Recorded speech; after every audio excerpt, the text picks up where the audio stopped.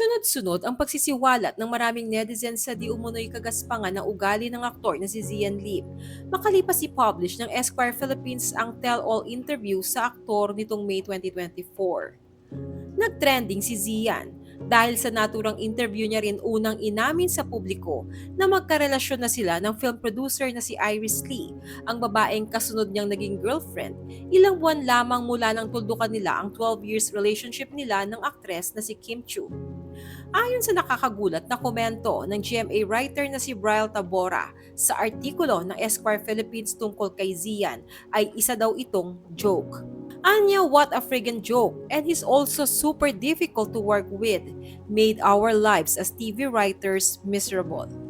Tila maraming netizens ang sang-ayon dito at sunod-sunod na ang nagbalik tanaw sa mga di nila malilimutang kagaspangan daw ng ugali ng aktor.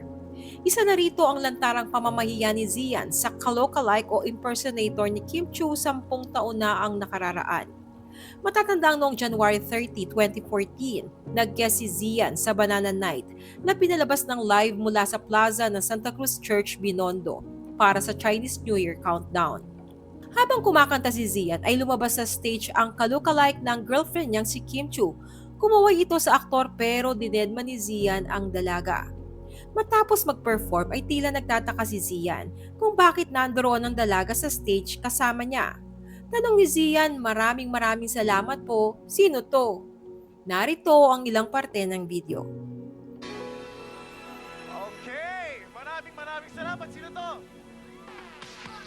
Okay, maraming salamat guys. Thank you so much. Maraming netizens ang nadismaya sa pagtrato ni Zian sa kalokalike ni Kim Chu. Makikita sa ekspresyon ng dalaga na naiiyak na ito sa sobrang kahihiyan na dinanas niya on stage. Nang sumunod na araw, January 31, naglabas ng apology si Zian. Anya, I deeply apologize if I caused negative feelings while singing on stage during the Chinese New Year's Eve countdown. It was not my intention, and I take full responsibility for my actions. Happy Chinese New Year, everyone. Pero walang direktang apology sa pamamahiya niya sa dalaga. Bukod dito ay inalala rin ng netizens ang Albay t-shirt controversy sangkot rin si Zian Lim.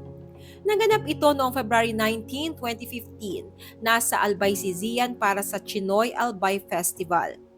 Pagkarating ni Zian sa hotel, inalok siya ng t-shirt ng staff ni Governor Salceda. Ngunit tinanggihan niya ito at sinabing, "Huwag po, ayaw ko po." Pagkatapos niyang tanggihan ng shirt, inalok din umano siya ng coffee table book. Pero sagot umano ni Zian, hindi ako pumunta rito para i-promote ang Albay.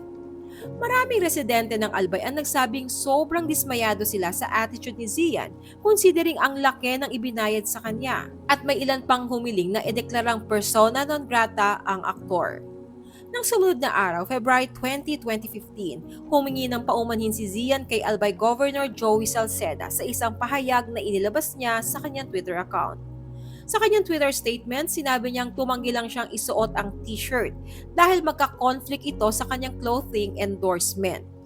Pero kasunod nito, nakasaad sa Facebook post ni Sir Joey Salceda, Warm Albay ang nakasulat sa t-shirt at coffee table book na ibinibigay kay Zian na obviously ay touristic material at hindi mula sa private company. Kaya imposibleng magka-conflict sa anumang t-shirt brand endorsement ni Zian.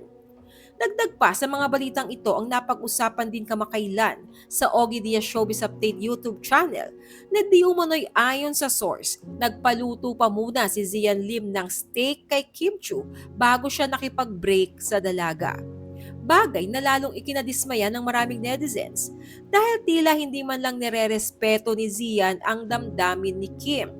Dagdag pa dito ang balitang nakarating kina Ogie Diaz 5 days ago na tinawagan umano ni Zian Lim si Kim Chu at nagbigay raw ng go signal ang aktor sa ex niyang si Kim na pwede na nitong aminin sa publiko na may idinedate na siyang iba na walang iba kundi si Iris Lee.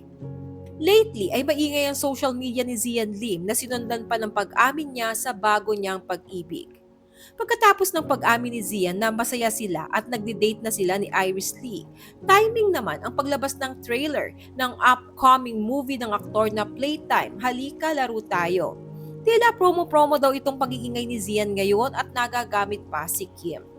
Kaya nang lumabas ang interview kay Zian na nagpapakita na isa siyang nice guy ay marami ang umalma.